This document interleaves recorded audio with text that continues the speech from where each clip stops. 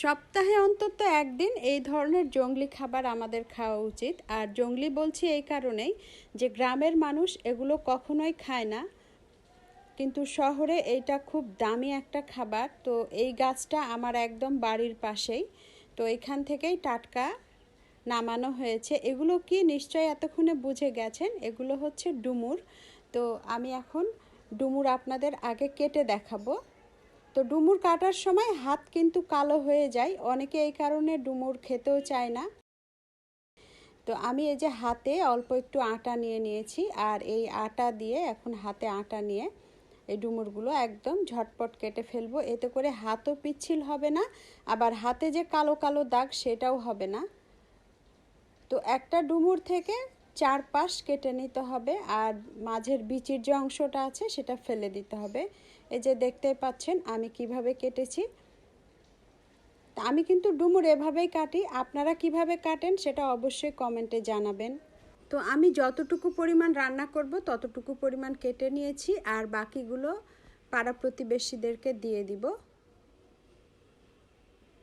দেখতে পাচ্ছেন হাতে কিন্তু কালো হয়নি, আর একদম আমার কাটাও ঝটপট হয়ে গেল।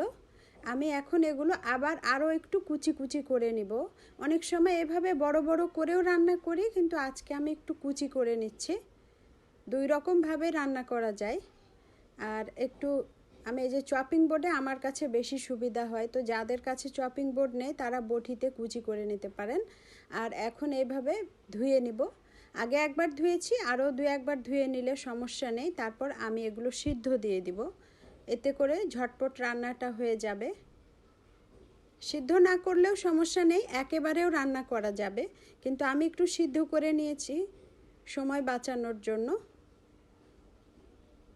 এখানে আমি কিন্তু সামান্য একটু খালি লবণ দিয়েছি, আর কিচ্ছু দেইনি। এই যে দেখতে পাচ্ছেন, আর আমি পানিটাও ফেলে দিব না, সম্পূর্ণ পানিটা ডুমুরের মধ্যে থেকে যাবে।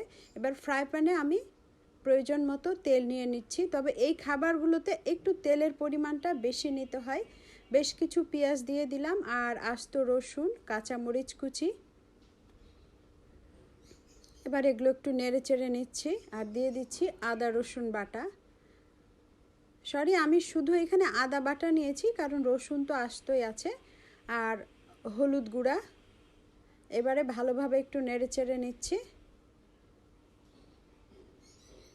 এবার সেদ্ধ করা ডুমুরগুলো আমি দিয়ে দিব মশলার মধ্যে, আর একটু নেড়ে চেড়ে ঢাকনা দিয়ে দিতে হবে। একদম সহজ রান্না এটা, এতটাই সহজ যে ঝটপট হয়ে যায়। তো এর মধ্যে পানিটা কমে এসেছে, যেহেতু আগের সেদ্ধ করাই ছিল, রান্না করতে খুব একটা সময়ও নেবে না। আরও একবার আমি ঢেকে দিলাম। এইভাবে বেশ কয়েকবার ঢেকে দিতে হবে, আবার নেড়ে দিতে হবে। এটা রান্না করতে করতে আসলে হয়েই যায়, আর এতটা সময় ধরে তো দেখানো সম্ভব না, আপনারাও বিরক্ত হয়ে যাবেন। আর দিয়ে দিচ্ছি সামান্য গরম মশলা গুঁড়া, আর অল্প একটু ধনে জিরা ভাজা গুঁড়া। আপনারা চাইলে গরম মশলা গুঁড়াটা স্কিপ করতে পারেন, কিন্তু আমি গরম মশলা গুঁড়াটা ব্যবহার করি, যে আমার কাছে একটা মাংসের ফ্লেভারের মতো মনে হয়।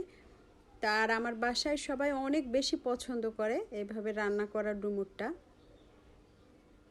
এখন কমপ্লিট হয়ে গেছে, আমি একটা বাটিতে ঢেলে নিব। আর যারা একটু রসালো খেতে চান, অল্প একটু পানি দিয়ে একটু রস রস করে রাখবেন, আর আমি এটা একটু ড্রাই করেছি। তো ভিউয়ার্স, রান্না হয়ে গেল ডুমুর। আপনারা চাইলে অবশ্যই এই রেসিপিটা দেখে এভাবে রান্না করে নিতে পারেন। সবাই ভালো থাকবেন, আল্লাহ হাফেজ।